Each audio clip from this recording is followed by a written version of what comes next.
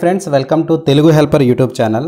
ఈరోజు మనం ఆధార్ అప్లికేషన్ చేసుకున్న తర్వాత అదే ఆధార్ ఎన్రోల్మెంట్ లేదా అప్డేట్ చేసుకున్న తర్వాత ఆ రిసిప్ట్ ఏదైతే ఉంటుందో ఆధార్ సెంటర్లో ఇచ్చే రిసిప్ట్ ఏదైతే ఉంటుందో దాని యొక్క స్టేటస్ ఎలా చూసుకోవాలో ఇప్పుడైతే మనమైతే చూద్దాం. సో ఇక్కడ మీరు ఆధార్ ఎన్రోల్మెంట్ చేసుకున్న తర్వాత మనకి ఈ రకమైన స్లిప్ అయితే ఇవ్వడం జరుగుతుంది. ఇక్కడ మీకు ఎన్రోల్మెంట్ నెంబర్ అయితే గుర్తుపెట్టుకోండి, ఈ పైన ఏదైతే ఉంటుందో దీన్ని మనం ఎన్రోల్మెంట్ నెంబర్ అంటాము. ఇది మనకి డేట్ అవుతుంది, పక్కన ఎన్రోల్మెంట్ టైం అనమాట. ఈ మొత్తం కలిపి మనకి ఈఐడి అవుతుంది అనమాట, ఎన్రోల్మెంట్ ఐడి అవుతుంది అనమాట ఇది మనకి. ఓకేనా? సో ఇప్పుడు ఈ ఈఐడి ఉపయోగించుకొని మనం ఇది యాక్సెప్ట్ అయిందా రిజెక్ట్ అయిందా ఈ అప్లికేషన్ అనేది ఒకసారి అయితే చెక్ చేద్దాం. ఎప్పుడైనా గుర్తుపెట్టుకోండి, మనకి ఎన్రోల్మెంట్ డేట్ నుంచి మ్యాక్సిమం 1 డే తర్వాత మనమైతే చెక్ చేసుకోవాలండి. 1 డే లోపు అయితే మ్యాక్సిమం అవ్వవు. మోస్ట్లీ ఏంటంటే మొబైల్ నెంబర్ లింక్ అయితే 1 డేలో అయ్యే ఛాన్స్ అయితే ఉంటుంది. మనకి రిమైనింగ్ ఏవైతే ఉంటాయి services, name correction, date of birth correction, address change, biometric updates ఇలాంటివన్నీ కూడా మనకి మ్యాక్సిమం 1 డే తర్వాత అవుతాయి అనమాట. సో 1 డే తర్వాతనే మీరు అయ్యిందా లేదనేది చెక్ చేసుకోండి. సో మనకి biometric update and biometric update ఏదైతే ఉంటుందో, బయోమెట్రిక్ అప్డేట్ అంటే మనకి ఫేసు, 10 ఫింగర్ ప్రింట్స్, ఐరిష్ ఏవైతే ఉంటాయో వీటిని మనం బయోమెట్రిక్స్ అంటాం అనమాట. ఇవి అప్డేట్ అవ్వడానికి మనకి మ్యాక్సిమం 1 to మనకి ఒక 1 వీక్ లోపు అయితే అయిపోతుందండి. మోస్ట్లీ 1 వీక్ లోపు అయితే క్లోజ్ అయిపోతుంది. మొబైల్ నెంబర్ లింక్ అయితే 1 to 2 డేస్లోనే మనకి అయిపోతుంది, అంటే అప్రూవ్ అయిపోతుంది అనమాట. ఏ ఇష్యూ లేకపోతే అప్రూవ్ అయిపోతాయి. కొన్నిసార్లు ఏమవుతాయి లేట్ అవుతాయి అనమాట. నేను చెప్పేది జనరల్ కేసులో అండి. జనరల్ కేసులో మనకి ఈ విధంగా ఉంటుంది. మనకు కొంచెం లేట్ వచ్చే సర్వీసులు ఏమైనా ఉన్నాయంటే ఒకటి నేమ్ చేంజింగ్, ఒకటి date of birth correction, address changing, ఎందుకంటే ఇవన్నీ ప్రూఫ్ బేస్డ్ కదా. తర్వాత హెచ్వైఎఫ్ బేస్డ్ అప్డేటు అండ్ మనకి కొంచెం లేట్ అవుతాయి అనమాట. అంటే మోస్ట్ 1 డేలో కూడా అయిపోతాయి, ఒక్కోసారి 1 డే తర్వాత కూడా అయిపోతాయి. కానీ రెగ్యులర్ నేను చెప్పేది ఏంటంటే 3 to 5 డేస్లో అయ్యే ఛాన్స్ ఉందన్నమాట. ఓకేనా? అదేవిధంగా మనకి డిఓబి ఎక్సెప్షన్ కేసు ఉంటుంది కదా. సో డిఓబి ఎక్సెప్షన్ కేసు అంటే 1 టైం కన్నా ఎక్కువ సార్లు మనం అప్డేట్ చేసుకుంటే ఈ ఎక్సెప్షన్ కేసు ద్వారానే మనం డేట్ ఆఫ్ బర్త్ అప్డేట్ అయితే చేసుకోవచ్చు. సో అందులో చూసుకున్నట్టయితే మనకి డిఓబి ఎక్సెప్షన్ కేసు వచ్చి మనకి ఆల్మోస్ట్ 15 days to 30 days అవుతుంది, లేదా 30 to 90 days అయినా అవ్వచ్చు అనమాట ఇది మనకి అప్రూవల్ అవ్వడానికి. సో ఈ డిఓపి ఎక్సెప్షన్ కేసు అనేది డెడికేటెడ్గా ఒక వీడియో చేస్తాను. లాస్ట్ వీడియోలో చాలామంది కామెంట్ సెక్షన్లో అడిగారు ఇలా date of birth limit cross అయిన వారికి ఎలా అప్డేట్ చేసుకోవాలని. సో దానికి ఒక డెడికేటెడ్ వీడియో చేస్తాను తర్వాత. సో ఈరోజైతే మనం ఈ ఏదైతే ఆధార్ కార్డు సంబంధించి అప్డేట్ చేసుకున్నామో ఈ నెంబర్ యూస్ చేసుకొని మనం ఎలా స్టేటస్ చెక్ చేసుకోవాలి ఇప్పుడైతే చూద్దాం మనం. ఓకేనా? సో ఫస్ట్ ఆఫ్ ఆల్ నేను ఇక్కడ కంప్యూటర్ స్క్రీన్పై చూపిస్తున్నాను. మీరైతే మీ యొక్క మొబైల్లోనైనా కంప్యూటర్లోనే ఎక్కడైనా సరే ల్యాప్టాప్లోనైనా సరే ఈ అప్డేట్ స్టేటస్ అయితే మీరు తెలుసుకోవచ్చు. ఈ సిటిజన్ వచ్చి మనకి ఇక్కడ నేమ్ కరెక్షన్ చేసుకున్నారండి. ఇక్కడ ఏంటంటే కోమనాపల్లి రామ్ చరణ్ అయితే ఉంది. యాక్చువల్లీ ఏంటంటే ఇక్కడ రామ్ చరణ్ మధ్యలో స్పేస్ అయితే యాక్చువల్లీ అతని ఆధార్లో స్పేస్ ఉందన్నమాట, బట్ అతని స్పేస్ ఉండకూడదు. సో దానికి అప్డేట్ అయితే చేసుకున్నారు. దానికి కానీ ప్రూఫ్ వచ్చి ఇక్కడ ఏంటంటే ఎస్ఎస్సి మార్క్ షీట్ ఏదైతే ఉందో ఎస్ఎస్సి మార్క్ షీట్ అయితే యూస్ చేసుకున్నాడు అనమాట. యూస్ చేసుకొని అప్డేట్ అయితే చేసుకున్నారు. సో వన్స్ ఇక్కడ చూసుకున్నట్టయితే దీని యొక్క స్టేటస్ మనమైతే చెక్ చేద్దాం. సో ఇక్కడ మీరు ఫస్ట్ ఆఫ్ ఆల్ ఏం చేస్తారంటే గూగుల్ ఓపెన్ చేయాల్సి అయితే ఉంటుంది. గూగుల్ క్రోమ్ అయితే ఓపెన్ చేసుకోండి. క్రోమ్ ఆర్ వాట్ ఎవర్ మీకు నచ్చిన బ్రౌజర్ ఓపెన్ చేసుకుని మై ఆధార్ అని ఉంటుంది. మై ఆధార్ని అయితే ఎంటర్ చేయండి. myAadhar.uida.go.in అనే వెబ్సైట్ అయితే ఓపెన్ చేసుకోండి. ఓపెన్ చేసుకున్న తర్వాత ఇక్కడ మీరు కిందకైతే వెళ్ళిపోండి. మనకి ఇలా అయితే పేజ్ వస్తుంది. లాగిన్ అయితే అవ్వాల్సిన అవసరం లేదండి. కిందకి వెళ్ళిపోతే మనకి ఇక్కడ check enrolment and update status అయితే ఉంటుంది. చెక్ ఎన్రోల్మెంట్ అప్డేట్ స్టేటస్ ఏదైతే ఉందో దీనిపై అయితే క్లిక్ చేయండి. క్లిక్ చేసిన తర్వాత మనకి ఇక్కడ ఇలా అడుగుతుందండి ఎన్రోల్మెంట్ ఐడి, ఎస్ఆర్ఎన్, యూఆర్ఎన్ మొత్తం మనకు 3 అడుగుతాయి. ఎన్రోల్మెంట్ ఐడి అంటే ఇప్పుడు మీకు చెప్పాను కదండి, దీన్నే మనం ఎన్రోల్మెంట్ ఐడి అంటాం. దీన్ని ప్లస్ ఇందాక చెప్పుకున్న డేట్ ఏదైతే ఉందో దాన్ని మనం ఎన్రోల్మెంట్ ఐడి అంటాం. సో ముందుగా 14 digit ఎన్రోల్మెంట్ నెంబర్ అడుగుతుంది. 14 digit ఎన్రోల్మెంట్ నెంబర్ అంటే ఇవేనండి, వీటిని మనం ఎన్రోల్మెంట్ నెంబర్ అంటాము. సో ఆ నెంబర్ని అయితే ఇక్కడైతే ఎంటర్ చేసేయండి. సో అక్కడ వచ్చి 29359012800481. సో మనకి ఎన్రోల్మెంట్ నెంబర్ ఇది. ఓకేనా? నెక్స్ట్ వచ్చి మనకి డేట్ అడుగుతుందండి. సో ఇక్కడ డేట్ వచ్చి చూసుకోండి పక్కన 2024 November 7 అనమాట. So 2024 November 7. తర్వాత వచ్చి టైం అడుగుతుందండి. ఈఐడి టైం వచ్చి 12 hours 3 minutes 16 seconds. సో ఓకేనా? చూసుకోండి అక్కడ మనకు అలానే ఉందిగా 12 hours 3 minutes 16 seconds మనకు అదే ఉంది కాబట్టి ఇక్కడ అదే మనమైతే ఎంటర్ చేయవలసి అయితే ఉంటుంది. చేసిన తర్వాత కింద క్యాప్చా కోడ్ ఏదైతే ఉందో మనకి పైన కనిపిస్తున్న కోడేనండి, అది ఒక్కొక్కరికి ఒక్కోలా ఉంటుంది. మీరు ఇదే ఎంటర్ చేయాల్సిన అవసరం లేదు. సో క్యాప్చా కోడ్ ఎంటర్ చేసుకొని వెంటనే సబ్మిట్ పై అయితే క్లిక్ చేయాలి. సో వన్ సబ్మిట్ పై క్లిక్ చేసిన తర్వాత ఇక్కడ మీరు చూసుకున్నట్టయితే ఇక్కడ కొంచెం బాగా అబ్జర్వ్ చేయండి.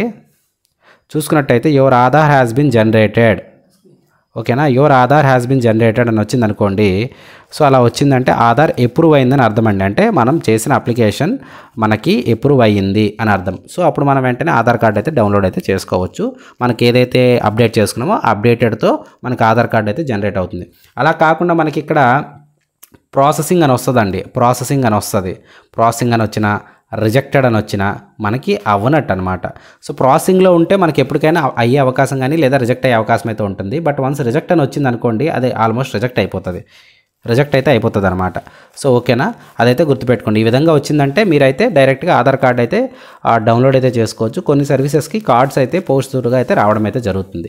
సో ఇప్పుడు ఈ ఎన్రోల్మెంట్ ఐడి ఉపయోగించుకొని మనం ఆధార్ కార్డు కూడా డౌన్లోడ్ అయితే చేసుకోవచ్చు. దానికోసం ఏం చేయాలంటే మీరు ముందుగా మన ఏదైతే ఆధార్ పోర్టల్ ఉందో ఆ పోర్టల్ అయితే ఓపెన్ చేసుకోవాలి. ఓపెన్ చేసుకున్న తర్వాత ఇక్కడ డౌన్లోడ్ ఆధార్ అని ఉంటుంది. సో దానిపై అయితే క్లిక్ చేయాలి. చేసిన తర్వాత ఇక్కడ enrolment ID number అడుగుతుందండి.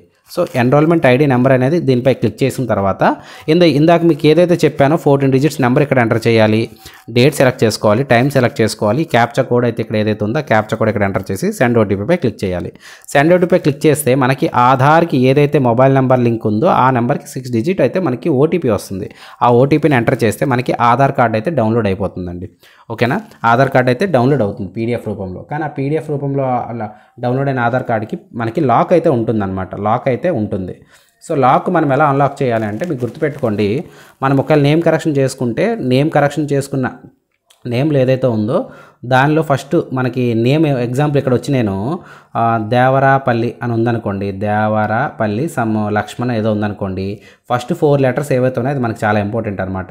Devarapalli Laxman, లేదా లక్ష్మణ్ దేవరాపల్లి ఉందనుకోండి, అక్కడ లక్ష్మణ్ మనకి LAXM అని ఉందనుకోండి, LAX మనకి ఇంపార్టెంట్ అనమాట. అంటే నేము ఫస్ట్ 4 లెటర్స్ ఏవైతే ఉన్నాయో మనకి చాలా ఇంపార్టెంట్. సో దేవరాపల్లి లక్ష్మణ్లో చూసుకున్నట్టయితే దేవరాపల్లి లక్ష్మణ్లో DEVA వస్తుంది కదా. సో DEVA మనకి ఇంపార్టెంట్ అనమాట. DEVA మన క్యాపిటల్ లెటర్స్ను రాయాలి. తర్వాత అతని ఆధార్ కార్డు పరంగా అప్డేట్ చేసుకునే ఇయర్, లేదా అప్డేట్ చేసుకోకపోతే ఆధార్ కార్డులో ఉన్నటువంటి ఇయర్ అనమాట.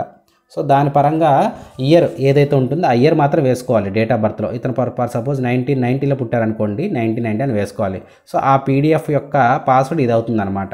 యాజ్ యూజువల్ మీది కూడా అంతే. మీ యొక్క నేమ్ ఏదైతే ఉంటుందో నేమ్ ఫస్ట్ 4 లెటర్స్ అండ్ మీరు ఏ సంవత్సరం పుట్టారో అది అనమాట. సో ఆ రకంగా మీ ఇదైతే అవుతుందన్నమాట. అంటే మనకు పాస్వర్డ్ ఏదైతే ఉందో అదైతే ఓపెన్ అవ్వడం అయితే జరుగుతుంది. ఇక్కడ మీరు ఎగ్జాంపుల్ చూసుకున్నట్టయితే ఇక్కడ చూసుకోండి, సురేష్ కుమార్ అని ఉంది ఒకటండి. అతను పుట్టింది 1990 అనుకోండి, ఆ పాస్వర్డ్ వచ్చి సురేష్ 1990 అవుతుంది అనమాట. ఎగ్జాంపుల్ అదే సాయి కుమార్ అని ఒకటి ఉంది, అతను 1990లో పుట్టారనుకోండి. సాయి కుమార్లో ఫస్ట్ 4 లెటర్స్ ఏమవుతాయి, SEIK కూడా కలుస్తుంది అనమాట. 4 లెటర్స్ వేయాలి. సో అలా మనకి పాస్వర్డ్ అవుతుంది. అలా కాకుండా మనకి P.కుమార్ అని ఉందనుకోండి, పేరు డాట్స్ ఉన్నాయనుకోండి, అప్పుడు ఏమవుతుంది, P ఒక లెటరు, D ఒక లెటరు, K ఒక లెటరు, U లెటరు, P.KU 1990 అవుతుంది అనమాట. అలా కాకుండా మనకి 4 లెటర్స్ లేవు అనుకోండి ఆధార్లో, ఓన్లీ 4 లెటర్స్ కన్నా తక్కువే ఉన్నాయి. రియా అని ఉంది, ఇయర్ ఆఫ్ బర్త్ 1990 అనుకోండి, అప్పుడు 4 లెటర్స్ పెట్టాల్సిన అవసరం లేదు. సో అప్పుడు ఏం చేస్తాం, నేమ్ 3 లెటర్స్ ఏమవుతుందో పెట్టేసి ఇయర్ అనేది మెన్షన్ చేస్తాం. సో మనకి ఈ విధంగా మనకి ఏదైతే పీడిఎఫ్ డౌన్లోడ్ అవుతుందో ఆ పీడిఎఫ్ అనేది మనకి ఓపెన్ అవ్వడం అయితే జరుగుతుంది. ఓకేనా. సో అదేవిధంగా మీరు ఇక్కడ పైన అదైతే ఇచ్చారు, క్యాపిటల్ లెటర్స్ ఎంటర్ చేయాలండి. స్మాల్ లెటర్స్ ఉన్నా కూడా మనం క్యాపిటల్ లెటర్స్ ఎంటర్ చేయాలి. వన్స్ మనం డౌన్లోడ్ చేసుకున్న పీడిఎఫ్ ఎలా ఉంటుందంటే మనకి ఏదైతే సైన్ ఏదైతే ఉందో అది డిజిటల్ సైన్ అయితే అవ్వదండి. డిజిటల్ సైన్ అవ్వదు మనకి. ఇప్పుడు అది మనం ఏం చేసుకోవాలంటే అన్లాక్ చేసుకోవాలి. సో డిజిటల్ సైన్ అన్లాక్ చేసుకోవడానికి ఏం చేయాలంటే మీరు ఏదో ఒక పోర్టల్ అనమాట. ఎగ్జాంపుల్ మీరు ఆన్లైన్లో అన్లాక్ PDF అని ఓపెన్ చేశారనుకోండి, చాలా సైట్లు వస్తాయి. సో ఫర్ ఎగ్జాంపుల్ నేను ఇక్కడ ఐ లవ్ PDF అనే వెబ్సైట్ అయితే ఓపెన్ చేస్తున్నాను. ఇక్కడ సెలెక్ట్ PDF అయితే మీరు చేసుకున్న తర్వాత మీకు ఏదైతే ఇందాక పాస్వర్డ్ పెట్టుకున్నారో ఆ పాస్వర్డ్ ఎంటర్ చేస్తే డౌన్లోడ్ PDF చేసుకుంటే మనకు వచ్చే ఆధార్ కార్డ్ ఏదైతే PDF ఉందో అది మనకి డిజిటల్ సైన్ అప్రూవ్ అయ్యి వస్తుంది అనమాట. రిజెక్ట్ అయితే అవ్వదు. ఓకేనా. సో ఈ విధంగా ఫైనల్ స్టెప్లో మీరైతే మీ యొక్క ఆధార్ కార్డ్ అయితే డౌన్లోడ్ అయితే చేసుకోవచ్చు. సో ఈ విధంగా మీరు ఆధార్ కార్డ్ అనేది ఏ సర్వీస్ అయినా పర్వాలేదండి, ఏ సర్వీస్ అయినా సరే మీరు స్టేటస్ అయితే తెలుసుకోవచ్చు. మీరు ఇక్కడ గుర్తుపెట్టుకోవచ్చు, ఆధార్ సెంటర్లో కాకుండా ఆన్లైన్లో కొందరు చేస్తుంటారండి. ఆన్లైన్లో చేసిన వాటికి S నెంబర్తో వస్తాయి మనకి, రెఫరెన్స్ నెంబర్లో. S నెంబర్తో వచ్చినవి అయ్యాయా లేదా అని తెలుసుకోవడానికి ఏం చేయాలంటే check enrolment update start SR అనే నెంబర్ ఉంది కదా, దీన్ని అయితే టిక్ చేయాలి. ఇక్కడ SR నెంబర్ ఎంటర్ చేసి క్యాప్చా కూడా ఎంటర్ చేసి సబ్మిట్ చేయాలన్నమాట. సబ్మిట్ చేసినంటే మనకి అయ్యిందా లేదా అనే విషయాలు అయితే తెలిసిపోతాయి అనమాట. సో అదేవిధంగా మీరు ఈ పోర్టల్ యూస్ చేసుకొని మీరు చాలా సర్వీసెస్ అయితే పొందొచ్చు. నేను ఒక్కొక్కటిగా వీడియోస్ అయితే చేయడం అయితే జరుగుతుంది. మీరు ఏ డౌట్ ఉన్నా కూడా కామెంట్ సెక్షన్లో తెలియజేయండి. మీకు ప్రతిదీ కూడా ఆన్సర్ అయితే చేయడం జరుగుతుంది.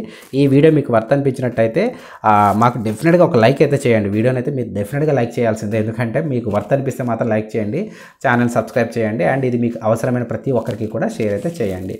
Thank you for watching this video. జై హింద్.